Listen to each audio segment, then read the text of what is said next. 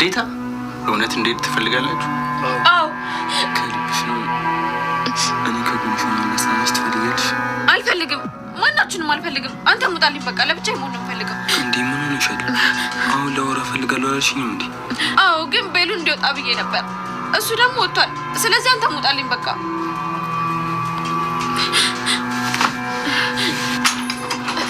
ወይዘሮ ሉሊት እንዴት ነው? ቤቱን ጥለሽ ለመውጣት የተዘጋጀሽ ነው? አዎ ለመሄድ ብትዘጋጅ ይሻልሻል። ብዙ ቀን የለሽም። ወይኔ ይላል። ቆይ ማን አባቱ ነው በኔ ላይ እየተጫወተ ያለው?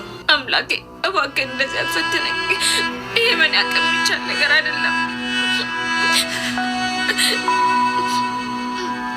ይቅር በይኝ እናቴ፣ በጣም እወድሻለሁ። ከዚህ በላይ መቋቋም ስላልቻልኩ ነው ራሴን የማጠፋው። አሁን ምን ቀረኝ ብለህ ምን አባ ፈልገህ ነው የመጣኸው? እባክሽ እንደዚህ አትሁኝ። እመኚኝ፣ እኔ ከሄለን ጎን አይደለም እና ከጀርባ ሆነህ አንተ ቆሻሻ። ቆይ ትንሽ እንኳን አታፍርም? ምን አይነት ድፍረት ቢኖር ነው ከፊት ለፊቴ የቆምከው? ለምን ነገሮች እንዳስረዳሽ አንድ እድል አስጭኝ። ስልኬንም አታንሺ። እኔ እዚህ የመጣሁት ከእሷ ጋር ጉዳይ ኖሮኝ ሳይሆን በሰበቡ አንቺን ለማየት ነው። እና ከኔ ጋር ምን ቀረ? መጀመሪያ ደዊን አባት ገደላችሁት፣ ከዛ ደግሞ ጋሽ ቀጣይ ተደንጋኒ ነኝ። እንደዛ ነው። አንድ ሀሳብ አለኝ። እጅሽን አምነሽ ስጭኝና ሄለንን በጋራ እንበቀላት።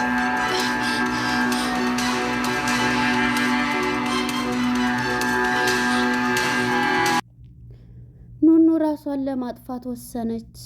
ለሁሉም ቤተሰቦቿ ደብዳቤ በማስቀመጥ ለእናቷም ለወንድሟም ለእህቶቿም ማስቀምጣላት የደም ስሯን ለመቁረጥ ወደ ውሳኔ ገብታለች። ይህን ደግሞ ያደረገችው የውሸት ታሪኳን ፈጥራ በማውራት እሷን ለመመረዝ ያሰበችው ሄለን HIV ቫይረስ ተጠቂ ሆነሻል ያኔ እንዳገቱሽ ብላ ከአቶ ቶማስ ጋራ የተላከውን ደብዳቤ ባንድ ነበረ ያነበበችው። በጣም ያሳዝናል። የሄለን ማስመሳይ የሆነች ይህንንም ደግሞ ልጇ አኑሽ አግኝተዋለች። የተደበቀውን ወረቀት አውጥታ ማየት አለብኝ በማለት በባለፈው ፓርት ላይ ሲቀማሙት ነበር። እሱንማ እንደምንም ብዬ የተደበቀው ሚስጥር አነበዋለሁ በማለት ነበረ ስትከራከር የነበረችው። ይህንንም አውጥታ ሁሉንም ነገር ለእሷ ነግራታለች። ደግሞ ለሁሉም እየዞርኩኝ አወራልሻለሁ እያለች ነበር ስትላት የነበረችው። በጣም ያሳዝናል። ቴድም ወደ ቤት መጥቶ ነበር። ቴድም በመምጣት መሲን አብረን ስራውን በመስራት ሄለንን እናጥፋ እያላት ነበር። መሲ ግን አሁን ደግሞ ምን ቀረህ እያለችው በጥያቄ ውስጥ ነበር። የሰላም ጤና ይስጥልን ውድና የተከበራችሁ የቻናል ቤተሰቦች እንኳን ወደ ቻናል በሰላም መጣችሁ። እንግዳ ክፍል ተለቀቀ። እንግዲህ ወደ ክፍል 23 ስንመለስ ማነች መሰረት ወረቀቱን ይዛ ስትመጣ ያልጠበቀችውን ሰው መንገድ እዛው ቤት ውስጥ ስታገኘው በቁሟ ልትወርቅ ነበረ የደረሰችው። ይህንን ስታይ በቁሟ እያንቀጠቀጣት ነበረ። ይሄ ውሻ ምን ሊሰራ ዝም መጣ? ደግሞ የአዶናይን አባት አጠፋ፣ አሁን ደግሞ ጋሼን አጠፋ። ሁለተኛ ደግሞ ምን ፈልጎ ነው በማለት የላከላት ፎቶ ራሱ ያን ጊዜ እየደበራት ነበርና አሁን ላይ ግን ስታየው በቁሟ ልወርቅ ደረሰ። ይሄንን ስታይ በጣም እየፈራኝ ምንድነው እያንቀጠቀጠሽ እኮ ነው እያለቻት ነበረ። እሷም ግን አይ ደህና ነኝ ምንም አይደለ እያለች ነበረ ስትል እየነበረው ማለት ነው። ይሄንን ስታይ እንግዲህ ቁጭ በይ በቃ እያለች ምን ተንኮል ሰርተሽ ይሆን እያለች ሉሊት ተንኮለኛዋ፣ እሷም ተተንኮል ስለማትመለስ ሰዎችን ሁሉ በተንኮል ነው የምታስበው። እናም ይሄንን እያደረገች ሳለ ነበረ ቁጭ በይ ብላት ሻይ ይምጣልህ ቴዲ እያለችው ነበረ። ልታጽናናኝ የቤታችን አዲስ እንግዳ ነህ እያለኝ ነበረ። መጀመሪያም ያው ደውላ ነበር ና ቶሎ እንጂ ቢያንስ እንኳን አታጽናናኝም እያለች፣ አሁን እሱ ግን ነቅቶባታል። ትጠመዳለህ አየህ ጅል እኮ ነህ አመጣሁ እያለች በልቧ እያሰበች ነበር ሄለን። ቴዲን ስታይ ግን መሲ እያንቀጠቀጣት የነበረው ቁጭ በይ እንጂ ምንድን ነው ያንቀጠቀጠሽ እኮ ነው። ምን ተንኮል አስበሽ ነው?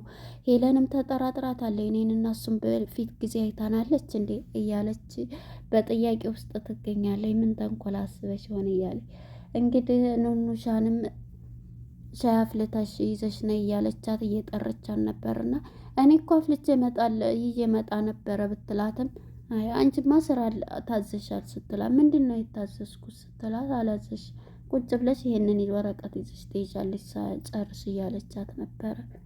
እሺ ስትል ነበርና ኑኑም እንግዲህ ገና ሻዩን ይዛው ስትመጣ የእህቷን እንደዛ የእህቷን ህይወት ያመሳቀለው ልጅ ነውና በጣም ስታየው ሻዩን ይዛ ቀርታ ስትመጣ መመረዝ አለብኝ ብላ ጫው ይመስለኛል ጫው ብዝት አድርጋበት ጫው ጨምራበት መሰለኝ ጨመረችለት።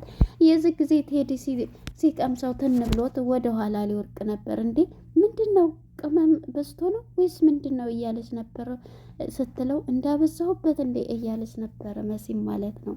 ይሄን በምትለው ጊዜ ተነስታ ይሄንን ይዛ ልትሄድ ልቀይርልህ ስትለው አይ ቆንጆ ነው በቃ ትን ብሎኝ ነው ኋላ አምጣልህ ስትለው ሻዩንም እኔ እህቷን አለክ የተወጣችበት ማለት ነው። ሻዩንም ቅምት አርጋ እንዲህ ያዝ አርጋ እግሩ ላይ ትደፋበታለች ታቃጥላል።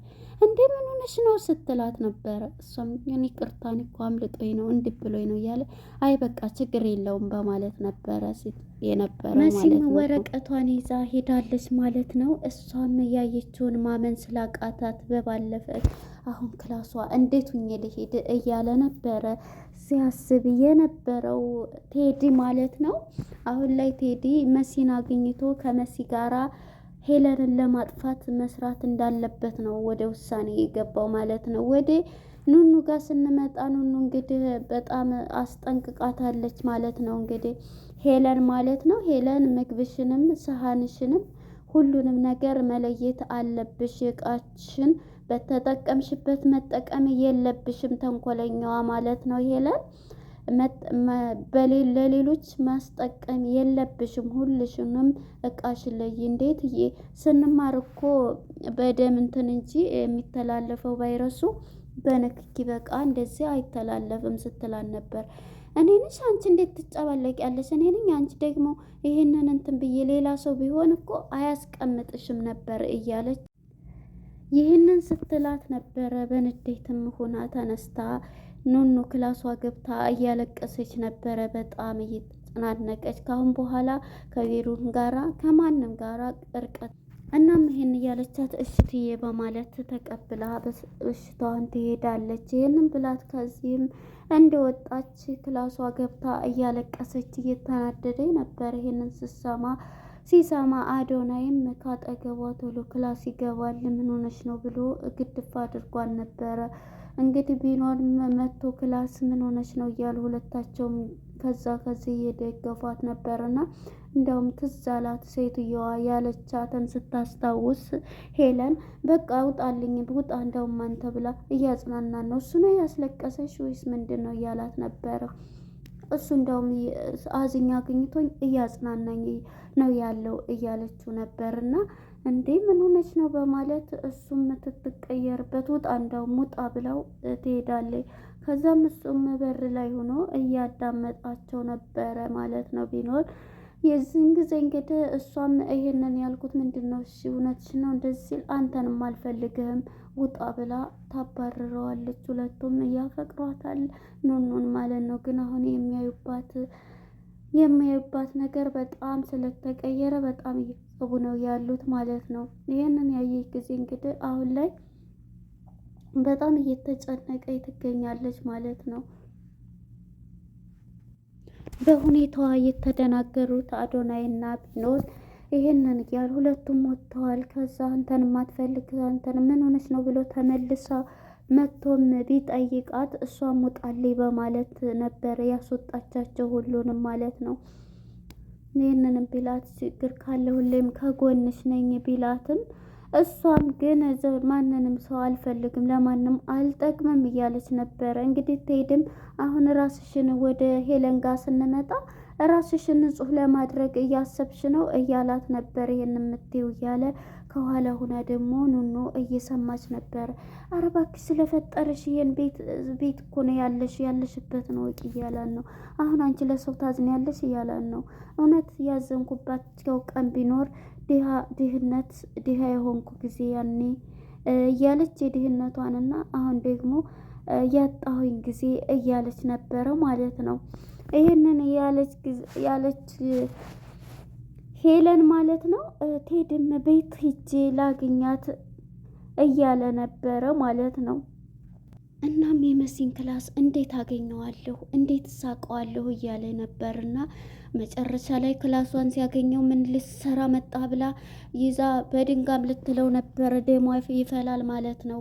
የአዶናይን አባት ገደልክ፣ አሁን ደግሞ ጋሽን ገደላችሁ፣ አሁን ደግሞ እኔ ልትገሉ ነው አይደል እያለች ነበረ። ስራቸውን የበፊት የሚያወሩትን ታምም ያለው አእምሮ እንትን ብሏል ብላ ስራቸውን የምትከታተለው መሲ እውነት እምልልሻለሁ እጅሽን ዘርጊና እጅሽን እጄ ላይ አድርጊው፣ ስለዚህ ሄለንን በጋራ መበቀል አለብን ማጥፋት አለብን እያላት ነበረ ሲላት የነበረው።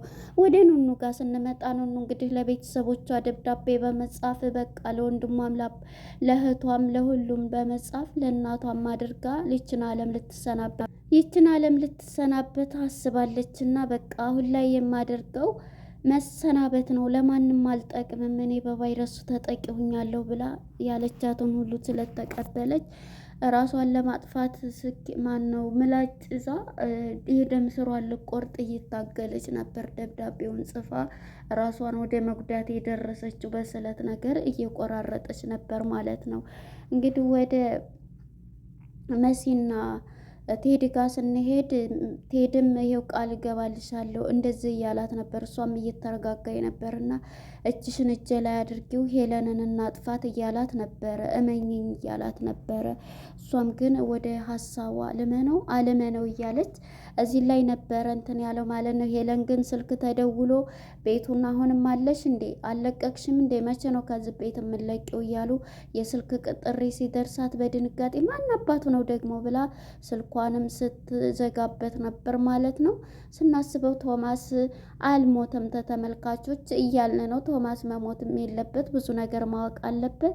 እሱን ይምኪን ሳይሞት ዝም ብለው ነው አስክሬኑን ያሳዩት እሱ ፌንት እንደሰራ የሚል ሀሳብ አለን። ለነበረን ቆይታ እናመሰግናለን። ኑኑ ግን ማወቅ አለባት በምንም ደረጃ ላይ ብትሆን ያኔ ምርመራዋን በምንም ብሎ ማወቅ አለባት። ህይወቷን መትረፍ አለባት።